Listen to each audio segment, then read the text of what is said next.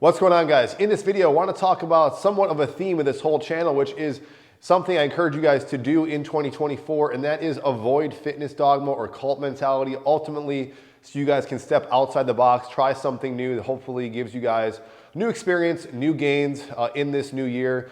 And the reason I say that is because if you're a content creator like myself, and you're putting out fitness content, or you're just a fitness enthusiast on the internet looking at stuff, it's pretty easy to see the cult mentality that is very easy to fall into. We all fall victim to it. I certainly have in the past. I'm not immune to it going into the future. And I'm actually going to try some new things in 2024 that maybe I'll share with you guys going further. But what I really want to get into is the kind of the detriments of being stuck in this, because a lot of times I see stuff, whether I'm talking about home gym versus going to the gym, free weights versus bands, people that love the total gym versus other things, could be body weight versus bands, could be using a power rack versus dumbbells, all sorts of camps people fall into. And by all means, certainly getting into a camp and getting into a mode of training that suits your needs, your interests, and is obviously working for you is definitely a good thing. But the detriment of that is that you're not going to experiment and potentially try some new things that, one, you might enjoy more, might be more efficient, might just be easier on your kind of your mental state. You're not over analyzing every single exercise and movement, stressing out about program design, because that's something huge I have found with people, is that they'll be obsessed about the perfect program, the perfect sets and reps and intensity, versus I know so many people, myself included, that utilize more of an intuitive approach. And I'm not saying an intuitive approach is always the best way. There's certainly a time and place for having things being tracked and logging things. In fact, I've been doing that the last few months, maybe some things I will share with you guys. All of those have those pros and cons. All these things essentially do work, but at the end of the day, it comes down to what are your foundational goals? And if it's something as simple as, which I talk to most people, is they want kind of a low stress way of exercising that obviously produces them results, hopefully changes their body type and body shape. I think most people on this channel, I think, more or less classify themselves, maybe not directly, but more as bodybuilders, and I would say specifically more natural bodybuilders. At least that's the emphasis I try to underscore on the back of this channel. So there's all sorts of ways of getting to your ideal path, but if you can do so in the least resistance that also isn't interfering with your life, where you're stressing out about the perfect sets, the perfect reps, the perfect equipment, basically, as I showed in this channel, you can get by with essentially anything. And that was really what I want to show you guys with the experiment of the total gym. And I taught myself many things. When I first got on this machine over 3 years ago, I had that 3-year experiment from really 2020 and 2023.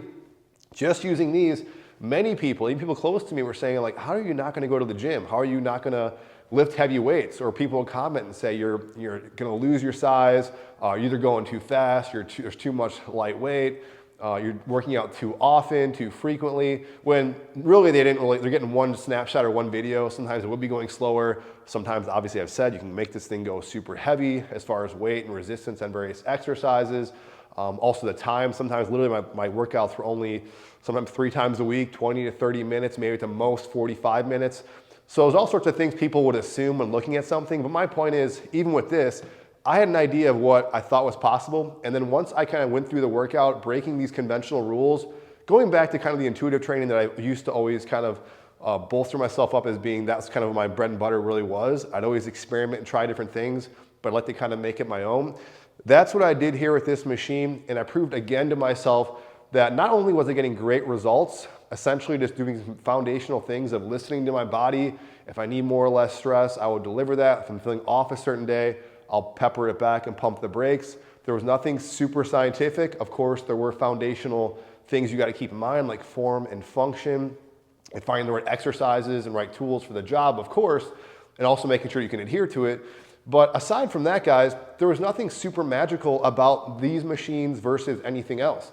And I see that a lot even in this total gym camp. People comment down below saying, this is very few minorities, this is not everybody, but some people literally think that using free weights, using something else is by nature just inferior to a total gym, or the total gym is the only thing and they're never going to touch anything else. They found their way, they're not going to touch anything else, which I can respect. But if there is a certain type of exercise or mode or way of training, it could be higher volume, it could be more high intensity, less days per week, it makes sense to kind of at the very least, try it out, venture outside of kind of what your preconceived ideas might be.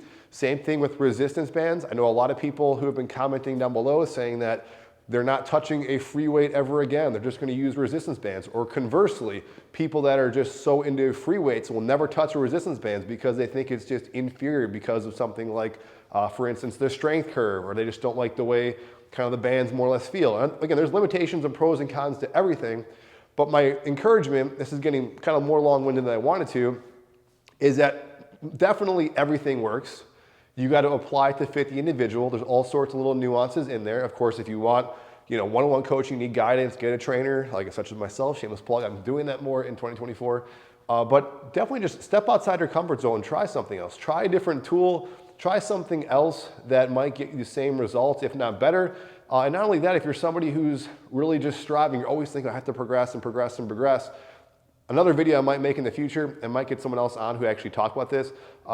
I know a lot of people who are making tremendous gains, tremendous body type. These are natural bodybuilders who have, actually I would say the vast majority of them, have zero structure whatsoever. There is a conceptual framework to what they do, but every workout is uniquely different. And if you saw their bodies compared to someone who is meticulously logging every single thing, that might let your brain kind of switch and be like, okay, this guy's doing absolutely nothing as far as organization and tracking things and getting amazing results.